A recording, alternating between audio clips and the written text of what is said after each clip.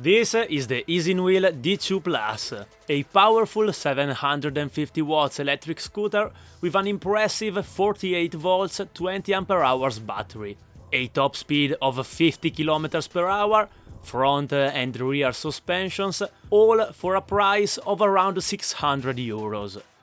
For this price, it could be a bit of a hidden gem in the scooter market, but will it be the right one for you? Let's find out!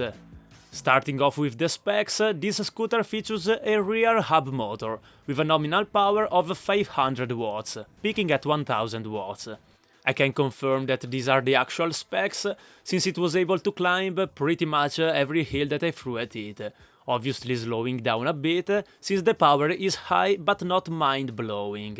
On flat ground and on the max setting, acceleration is very nice, allowing for high accelerations to overtake, for example, pedestrians or to start from a standstill, making the ride quite snappy and agile.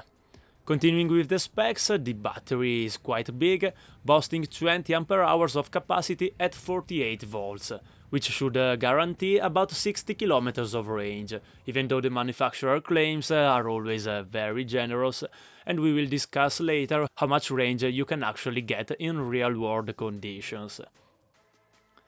With such big battery, charging times can be super long, but fortunately with the included 2 amperes charger, you will be able to get from empty to full in about 9 hours. Still, that's a very long time, and a more powerful charger would have been appreciated. But still, plugging it overnight will completely charge it with no problems. Obviously, big power needs to come with big brakes, and even though they are cable actuated, they do the job perfectly fine. But make sure to bed them in correctly by getting them wet and braking a few times, to get the best braking power and therefore the safest ride possible. This brake also has a sensor that can be plugged to allow for wheelies, even though balancing a scooter is extremely hard, but at least unplugging them provides a slightly better and more reactive driving experience. The ride is made extra comfortable thanks to the front and rear suspensions, which is truly amazing and does the job super well, absorbing every crack and bump in the road, making the ride truly smooth. The suspension is paired with the 10 inches off-road tires, which make this scooter a really good option if you have some off-road sections on your commute, tackling off-road trails and dirt with absolutely zero effort, providing great traction and control. Being a heavier rider, I found myself bottoming out every now and then, but increasing the preload on the springs should help with that. The throttle is fortunately a thumb throttle, which I prefer over the finger-actuated ones, and is located on the right handlebars as usual.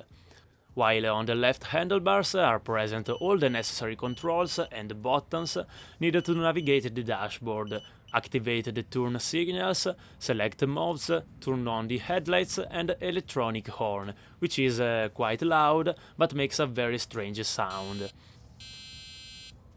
The headlight is decently bright and is definitely usable in nighttime riding, while the turn signals are visible but get blocked with the tire when turning, and it would have been better if they were located on the bar ends.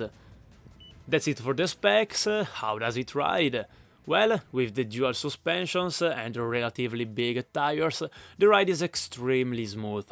The overall build quality is very good, with zero flex or rattle, making the ride very confidence-inspiring and stable.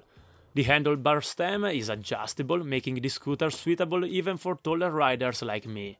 The deck is spacious and it's long enough to provide the right amount of stability, even though I find all scooters to be quite short and this one is no exception. The range test I did showed the results I expected, allowing me to ride for about 35 km, always in the highest power mode at an average speed of 30 km per hour. This scooter is definitely an amazing option if you want a reliable and comfortable vehicle to commute to work or school. If you live in a mountain area like myself, there is absolutely zero problems, since this scooter is powerful enough to take you up any hill you might encounter. I definitely suggest it if you seek a power unlockable, well-built and comfortable scooter to allow you to quickly move around town, avoiding traffic and also having fun in the meantime.